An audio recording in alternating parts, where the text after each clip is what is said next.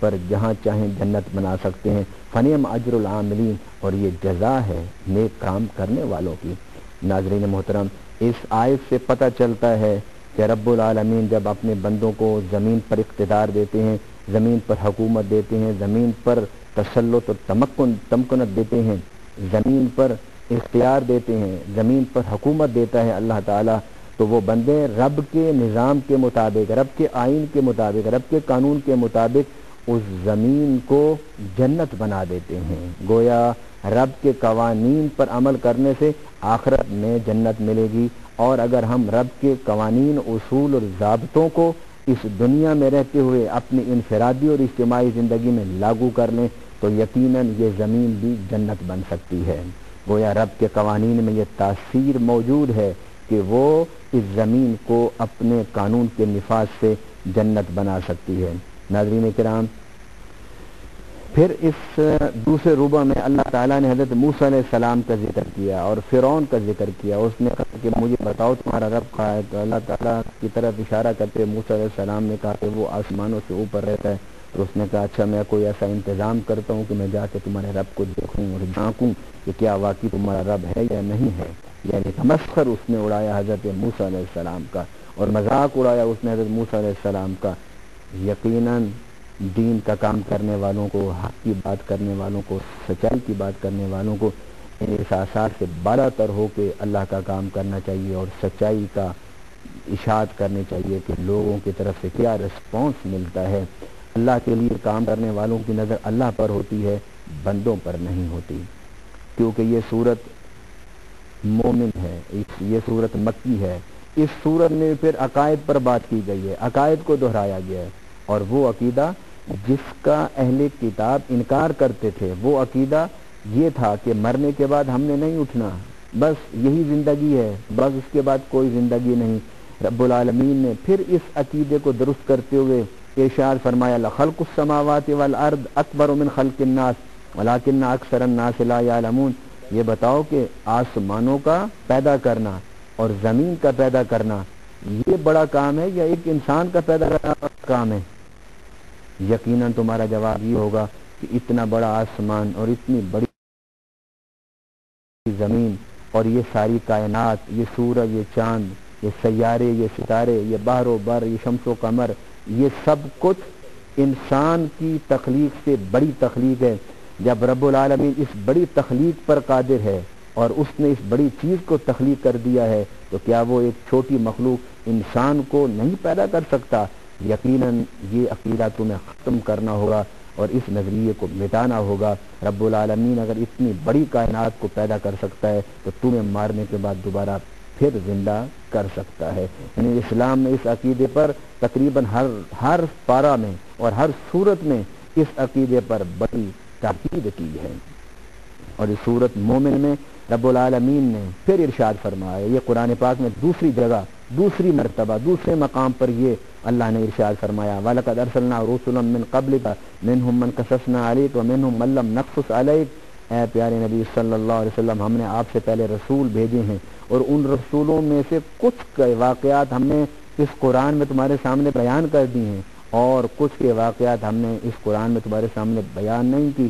اس لیے علماء، مفسرین، محققین کا یہ نظریہ ہے کہ نبی پاک صلی اللہ علیہ وسلم سے پہلے آنے والے جتنے بھی ہادیان اقوام ہیں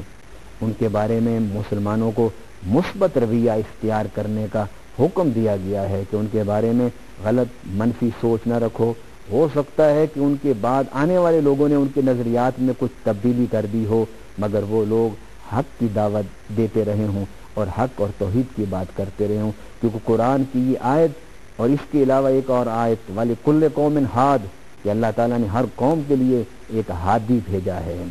گویا قرآن پاک میں جن انبیاء اور رسول کا تذکرہ ہے وہ سارے شام، فلسطین، اسرائیل، ان علاقوں اور مصر کے علاقوں کے حوالے سے ہے، عراق کے حوالے سے ہے۔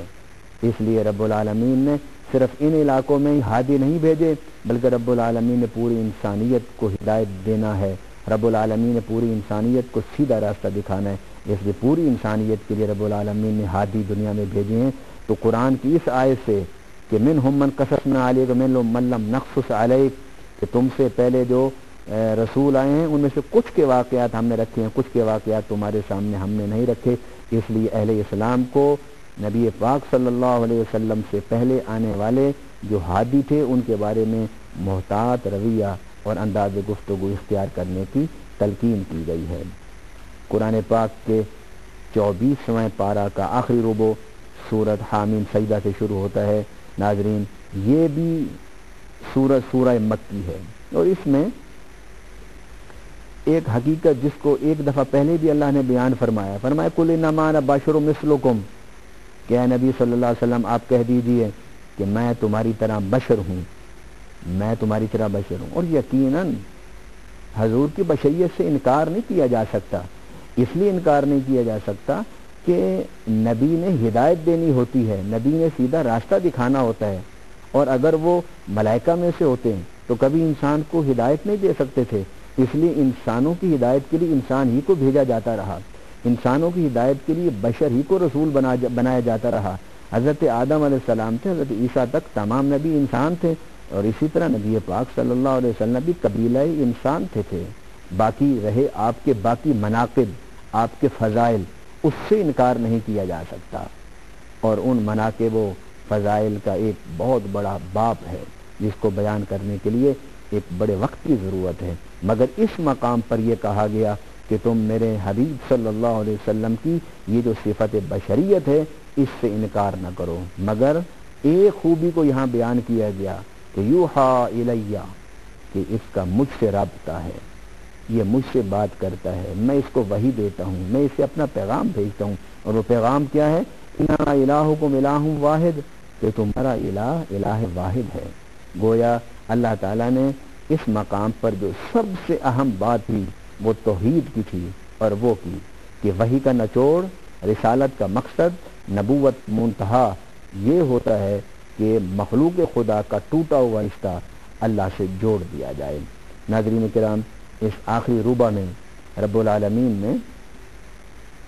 بڑے واضح الفاظ میں فرمایا ان الذین قالوا ربنا اللہ ثم استقاموا تتنزل علیہم الملائکۃ الا تخافوا ولا تحزنوا وابشروا بالجنۃ التي كنتم توعدون نحن اولیاؤکم فی الحیاۃ الدنیا وفی الآخرہ ولکم فیہا ما تشتہی انفسکم ولکم فیہا ما تدعون نزلا من غفور الرحیم، کہ جو اللہ کے ساتھ اپنا رابطہ کرتے ہیں، اللہ کے ساتھ اپنا تعلق جوڑتے ہیں، اللہ کی توحید کے راستے پر آتے ہیں، اس کے پیارے نبیوں کی اتباع میں آتے ہیں، اور پیارے نبی صلی اللہ علیہ وسلم کی اطاعت کرتے ہیں، اور پھر دین حق کی اشاعت میں، دین حق کی ترویج کے لیے کوئی خوف، کوئی غم نہیں اپنے اوپر مسلط کرتے، اور مسلسل اللہ کے دین کی اشاعت و ترویج کے لیے مشغول عمل رہتے ہیں، ان کو بتا دو کہ ہم انہیں جنت کی بشارت دیتے ہیں، اور ہم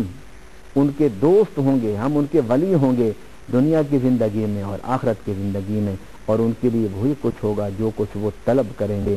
جو کچھ وہ چاہیں گے، اور یہ اللہ تعالیٰ کی طرف سے، غفور الرحیم کی طرف سے ایک دعوت ہے ان کے لیے۔ گویا رب العالمین نے فرمایا جو ہمارے کام میں مشغول ہوتے ہیں، ہمارے دین کی افہام و تفہیم میں، جو ہمارے دین کی اشاعت و ترویج میں، جو ہمارے دین کو سمجھانے میں، پہنچانے میں مشغول ہوتے ہیں، اللہ فرماتے ہیں کہ میں ان کا ولی ہوں اور وہ میرے ولی ہیں، یعنی میں ان کا دوست ہوں اور وہ میرے دوست ہیں۔ ناظرین کرام، اس 24واں پارہ کے اختتام پر ان لوگوں کو جواب دیا گیا